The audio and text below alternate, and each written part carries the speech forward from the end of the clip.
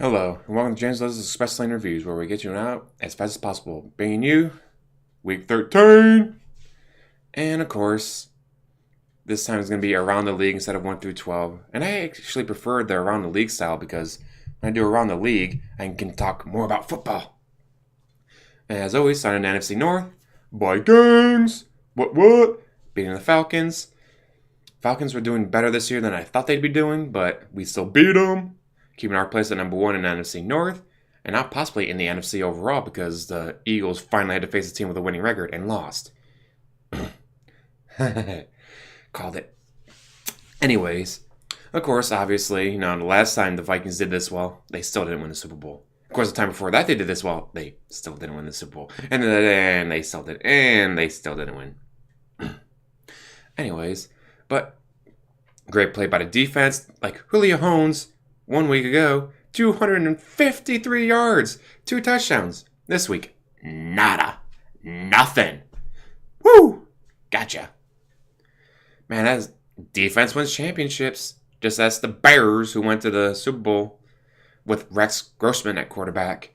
I mean, yeah, they won the NFC championship and then they lost Super Bowl, but because sometimes you do need a quarterback to go out there and keep the defense off the field. Anyways, then number 2. Hate to say it, but they beat the Buccaneers. And in overtime, it took overtime against the Buccaneers.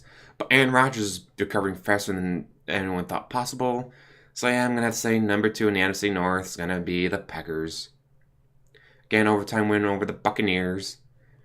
And they would still be number 3 if the Lions, who will currently be at number 3 now, didn't blow it against the Ravens. Like, Ravens defense has been top notch this year, top 5, I think, from what I read. But man, wow, what a blowout! And then they try to blow up the Pontiac Silverdome, and it's still standing. It's like, oh yeah, the only way the Pontiac Silverdome collapses is whenever the Lions play. So terrible joke. Poor Lions fans. Sucks to be you guys.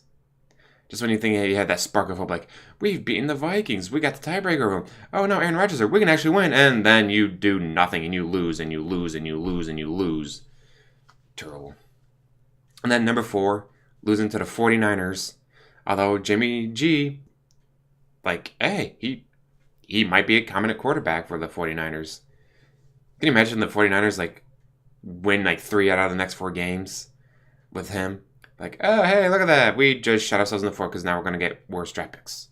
But we have our quarterback of the future, so now we can focus our draft picks on North. Anyway, all right, we'll save the NFC West for later.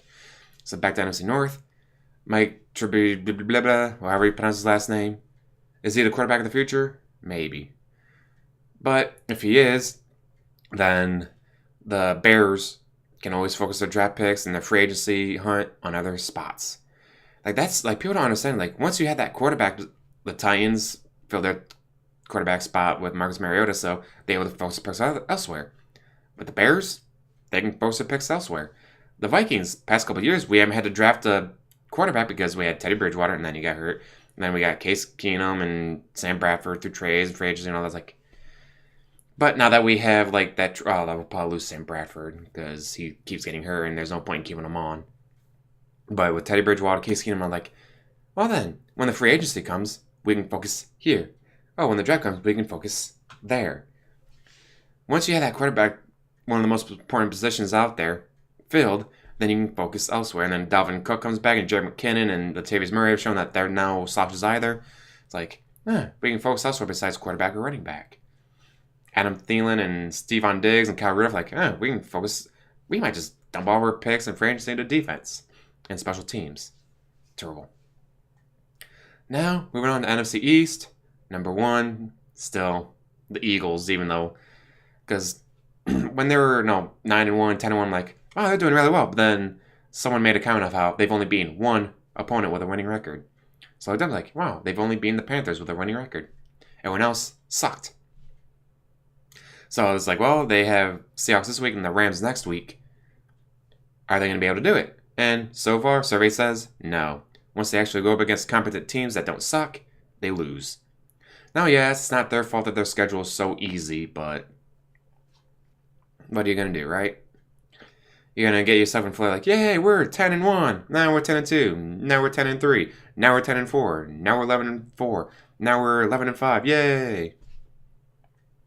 Well, they actually finished 11-5. I don't think so because they still got games against like the Cowboys and stuff. So they'll probably finish 12-4, 13-3. Because they'll probably lose to the Rams, and then they might win out after that. So yeah, I can still see 13-3 for them, but then they're going to go to the playoffs where every team has a winning record. Unless they face off against the 7-9 Seahawks from, like, 2-3 years ago? But then number 2, God. Because for the fantasy, oh, wow. This team against the Cowboys without Zeke, 22 points. This team without Zeke, 19 points. This team without Zeke, 29 points. Like, well, I'm going to choose the Redskins defense, put them out there. I'll get to it, and they got 0. Maybe it was just a case of, oh crap, without Zeke, what are we going to do? Well, now that we know what we're going to do, we can go out there and do it, get that game plan going. So, God, 2. And then Zeke comes back, so they can still make a push for the wild card. Highly doubtful, but they still could. Kind of like, at 0-10, the Browns were still in it until the Chargers won that week. But amazing how the playoff system works. So, yeah, we'll go with 2 Cowboys since they did beat the Redskins. Zeke comes back, they can still make a push for the playoffs. And if by the time Zeke comes back, they're out of the playoff hunt, I might just say, just no. Don't get him hurt. Why risk getting our star players hurt when there's no point of doing it because we can't go to the playoffs? So then number 3 will be Redskins, which I'm telling you, man, they don't franchise tag and work out a deal. Kirk Cousins, Jags. Super Bowl. But if he doesn't, maybe, although they did fire the coach and general manager, so they may not be thinking about it anymore. But number 4, the Giants. Now, when the news first came out that Eli Manning was getting benched, I thought it was, hey, Eli, our season's over. We literally can't go to the playoffs. We could win out and still miss it. We're going to bench you because we're not going to risk you tearing your ACL or getting a concussion or breaking your collarbone. Like, we're not going to risk you getting hurt. Then his reaction came out, like, crying and all that, and like how emotional he was, like, wait a minute. Did they go up to him and say, Eli, you suck. We're going to bench you for this guy? Don't get me wrong. Eli Manning's been a bit overrated, but not that overrated. I mean, he does have 2 Super Bowl wins. A lot of that's because of the defense or the amazing helmet catch by Tyrese, but they were still there because he was there. If you had, Josh McCown or Tom Savage playing a quarterback, guess what? They wouldn't have been in the playoffs, let alone the Super Bowl. So he may be like overrated as far as like, oh, he's got 2 Super Bowl rings. That makes him great. Like, he's not that great. He's not Tom Brady, Peyton Manning, Brett Favre level, but he's still a damn good quarterback. And so if the Giants went to him and said, hey, you suck, we're benching for Geno Smith, even though right now we have no wide receivers, but we're going to blame you anyways. Like, guess what? Geno Smith has no wide receivers to throw to. Your rookie has no wide receivers to throw to. So guess what? You're still going to lose, which they did. And fantasy-wise, I had to choose between Stephon Diggs and Marshawn Lynch for flex. It's like, Stephon Diggs is a wide receiver. They always get more points than running backs, but the Giants' defense sucks against running backs. And with Amari Cooper and Michael Crabtree out, they're going to have to hand the ball off more. So I went with Marshawn Lynch. He scored over 15 points more than Stephon Diggs did. Like, yes. Which allowed me to go 12-1 in the work league, 10-3 in the friend league. But here's the thing. The person who's 10-1, or now 11-1, like 11, whatever, 12-1, was like, you're thinking, wow, you have 1 loss. You won the work league. No, I am tied. I am tied because the guy ahead of me, his 1 loss came to me. My 1 loss came to him, but he beat me by more points. So I'm pretty sure that's a tiebreaker there. And then, you finished 10-3 in your friend league, right? So that means you won, right? No, because the person ahead of me also finished 10-3, but 2 of my losses came to him. Terrible. Anyways, but like when they initially announced the whole Giants thing, I'm like, they're benching him because like they said, like, hey, we can't win. We can't go to the playoffs. We have no wide receivers. We're pulling fans out of the stands, throwing them out there. We're going, hey, that jersey looks the coolest. We're going to throw you out there. So we're going to put Geno Smith out there, put a rookie out there, and I'll see if that rookie does well. Like, all right, well, we'll keep him on the bench. We won't worry about drafting another one. Then when you retire, we'll have the rookie waiting for us. Or, Geno Smith did pretty well. We're able to trade him up for a 3rd-round draft pick during the offseason. But no, apparently they went to Eli Manning and said, hey, you suck. We're benching you. Which is totally stupid. So stupid. I gotta get away from there before my blood pressure goes out. So, down to NFC South. Saints. I actually benched Drew Brees, and I was right, because I had Alex Smith put up 36 points in the Friend League. Then I had Philip Rivers put up 18 points in the Work League. And then Drew Brees put up 14 points. Now, people might say, well, if you're so high on the Saints, like, why would you bench him? Because Carolina's Panthers' defense is better. Jets' defense sucks, so I knew put out Alex Smith. And it was Chargers versus Browns. Of course I'm going to put out Philip Rivers.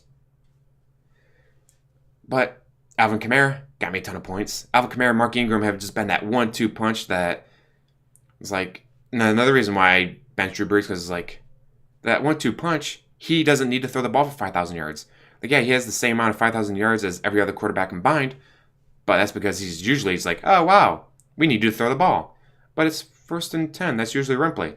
Yes, but we have no running back, so throw the ball. Now that he has his 1-2 punch, what more do you need? Like, holy hell. Now they got the run game, and it's like, oh, no. Because a lot of times, like, oh, that running back's out there. He's a blocker. They're going to throw the ball. So we know they'll pull 2 guys off the line, get ready for the pass. But now, oh, they have Al Kamara out there. Well, it could be a run play. It could be a pass play. Well, they got Mark Ingram out there. It could be a run play. It could be, like, it keeps the defenses guessing because now they don't know. It doesn't matter what running back you have out there because it could be a run play. It could be a pass play. You're not going to know. Yes. Go Drew Brees.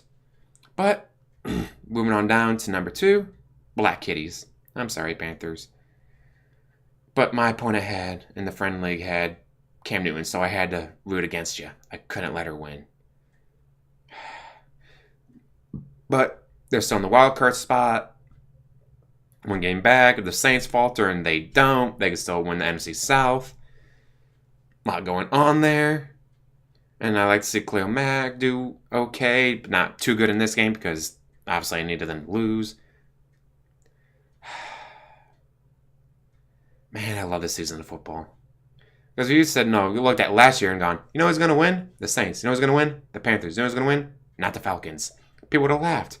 But I called it from the very beginning. Check out my very first video. I called it. The Falcons were not going to the playoffs. Super Bowl curse. Called it. And I'm going to be right. They're what, 6-6? Now, yes, they could go 10-6, get a wild card spot, maybe, but doubt it. Especially since the wild card spot, one was going to be the Panthers or the Saints, depending on which one wins, the NFC South, and then the other one's probably going to go to the Seahawks. But number 3 in the NFC South, still going to be the Falcons. I don't see them going to the playoffs still, like I've been calling all year. Like they made a good run. Now got those 6 wins and it was like, but now you're 6-6. And I don't think their schedule gets any easier. It's not like they're going to be playing 4 games against the Browns or something. Like, no. They're going to have to play against good teams. I just don't see them being able to pull it out. Then, of course, number 4, sadly, the Buccaneers. Why did you guys have to lose to the Packers? I hate the Packers. Moving on to NFC West. Rams. Rams come back. Rams do it again. I mean, they had just a great overall team. It's kind of sad, though, to see, like, you watch when they play at home, like, they still have no one in the stands because LA is not a football team.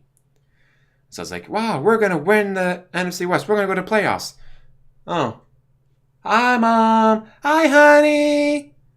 Like, because that's the only people going there, the friends and family of the teams. And even then, they have struggled getting those people out.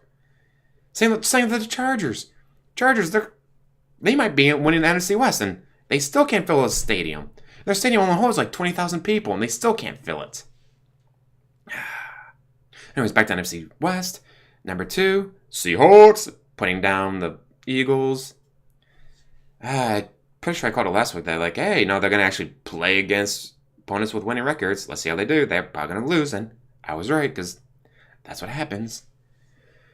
Seahawks making their push to try to win NFC West. It's going to be a great chase for that, down to the wire between the Rams and the Seahawks. And then number 3, God, what a toss-up. Because the Cardinals got crushed. I mean, just absolutely crushed. Adrian Peterson was out with injury. Carson Palmer's out with injury.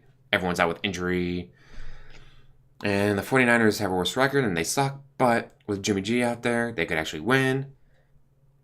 And the Bears defense has been a pretty good defense. Like that one guy had the pass interception. He had the fumble. Like one game he had 3 turnovers just because of him. It's like they have a good defense. And so for the 49ers to go out there and beat them and make mediocre wide receivers look good, I'll put the 49ers at number 3, and which put the Cardinals in at number 4. Sorry, the injuries, what can you do, right? But now, AFC time, AFC North, Steelers, and Big Ben, Antonio Brown, although Antonio Brown with injury, but Juju Smith-Schuster, yeah boy, got him at my flex, woohoo. God, they just got they have so much talent. A lot of it is so young. Juju Smith-Schuster, Le'Veon Bell, those are young, talented players. But Big Ben's getting older. If I was them, I'd start looking for a rookie quarterback or something to back him up and get some reps in, because Big Ben can't play forever. Number 2, the dominating win over the Lions, the Ravens.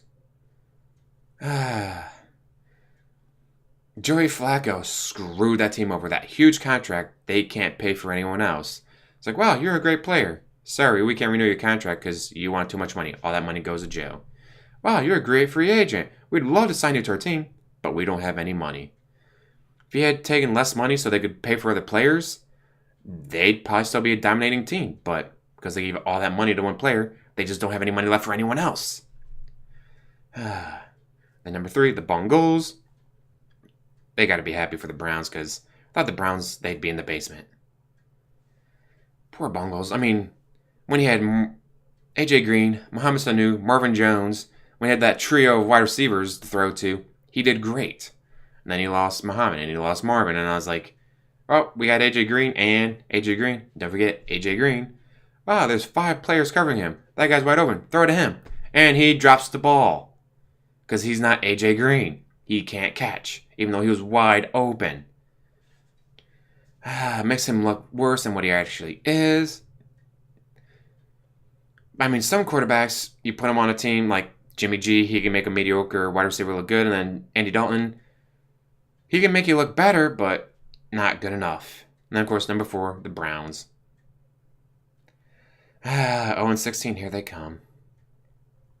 I hope they don't. I really hope they get at least a win. Please get at least a win.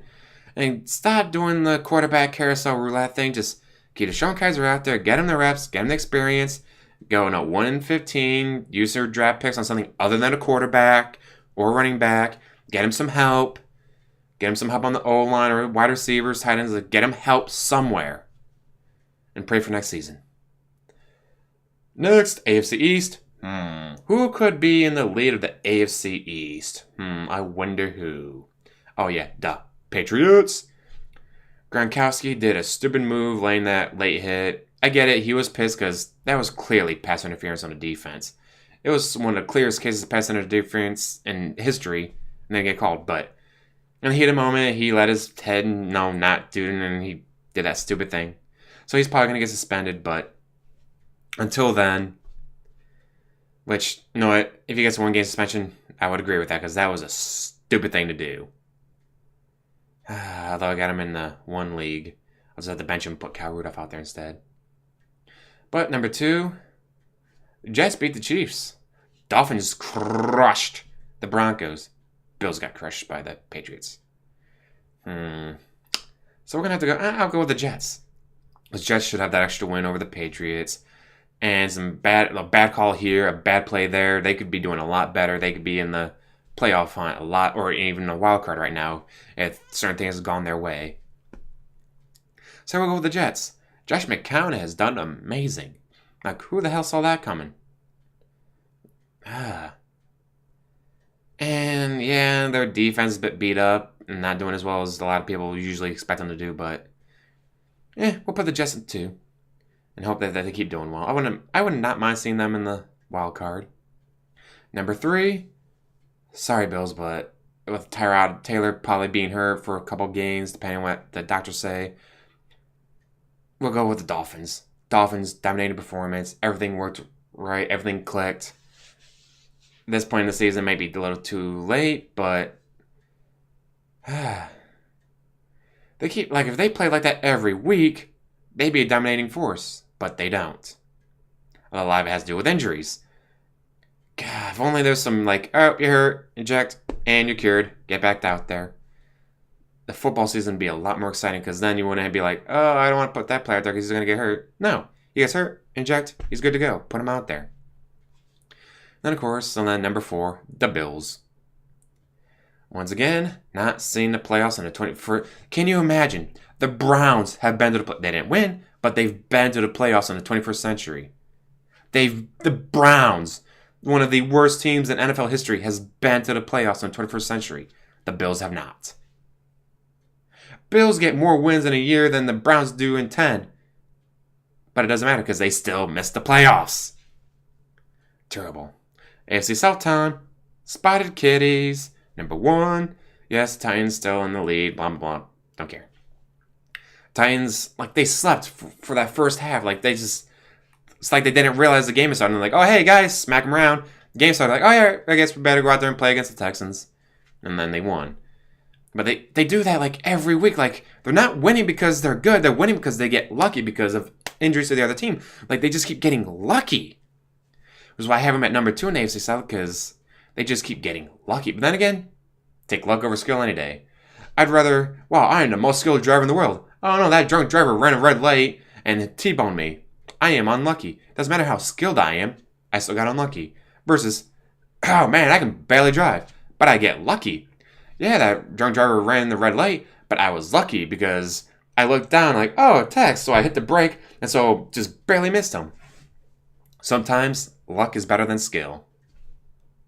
Other times not so much, but sometimes, you get that lucky call, you get that lucky play, you get that lucky, instead of putting the ball here, we'll put the ball there. Oh, look, that's a first down instead of 4th down. You kick the ball, oh, you kick the field goal, you win the game.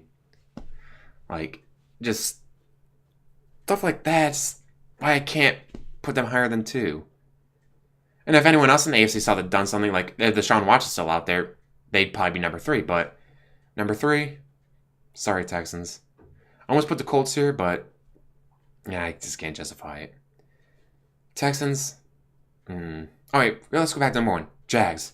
Kirk Cousins. Eli Manning. If the Giants cut him, I highly doubt at this point because they got rid of the general manager and all that. But Eli Manning. They get Kirk Cousins. They get a quarterback like that. Oh, AFC playoff game. I would say Super Bowl, but they still have to get through Tom Brady and Bill Belichick, and that's not going to happen. But can you imagine? They get one of those quarterbacks to the Jags. And Eli Manning, Tom Coughlin's the head of like the Jags and all that, so easily see him going there if he gets cut or he says, screw you guys, I'm out because you guys did me wrong like that. Jags, bam. AFC Championship game. And maybe they get lucky. Tom Coughlin was the coach of the times that they beat Tom Brady before, so maybe they'd be able to beat him in the AFC Championship and go to the Super Bowl. All right, and then right back to AFC South number 4. Sorry, Colts. I want you guys to do better, but I want Jacoby Brissett to do better, but you just don't. You just don't. Terrible. AFC West. I have to go with the Chargers. I mean, yeah, they beat the Browns, and it's the Browns, but they still won. Which I think has them like a 2-way, 3-way, 5-way, 10-way tie in the AFC West. But the Chiefs did amazing. Their offense was on fire. But their defense sucked. Just as Tony Romo playing against the Denver Broncos. Tony Romo threw 7 touchdown passes. His defense allowed 7 touchdown passes and a field goal. So he still lost. Even though he threw 7 touchdowns. So you go to Alex Smith like, hey, you threw 3 touchdowns. You did this. You did all this amazing. You scored all these points. But your defense allowed more points to be scored against you. Do I really want to put the Chiefs at number 2? I mean, yeah, the Raiders won, but it was against the Giants, being led by Geno Smith. God, the AFC West is so hard with them. Yeah, because like they all have pretty much the same record, but the Chargers are on fire. The Chiefs, even though they did amazing on offense sucked at defense. The Raiders kicked ass without their 2 best wide receivers, but it was against the Giants. So, I mean, 1 through 3 is just a huge toss-up, but we'll go Chargers. I love you, Alex Smith. I really do, but Raiders, Chiefs, and then Broncos. Go away. Whoever wins the college championship should replace the Browns. Whoever finished second should replace the Broncos. All right, maybe not that bad, but God, this has been an amazing year of football. If you had told me the Vikings were going, because I thought at best second. I thought at best we'd finish second in the NFC North. But now you can tell us that we can finish not just second in the NFC, but maybe even win the NFC. Amazing. Because Aaron Rodgers got hurt. But, hey, I didn't hurt him, so. And AFC South. I predicted the Titans winning it. Like the video, I predicted them winning it. But I predicted them winning it because they were just so good, not because they got lucky. A lot of my predictions are coming true. It's just not in the way that I thought they would. And then others are not coming true, but they're not coming true because I didn't think they'd be doing that good. Yeah. Great season football. Love football. And always, if you want to comment, please do. I love talking about football. And I always reply. Always. Always. Because I love talking about football. And as always, like, subscribe, comment down below, and have a wonderful day.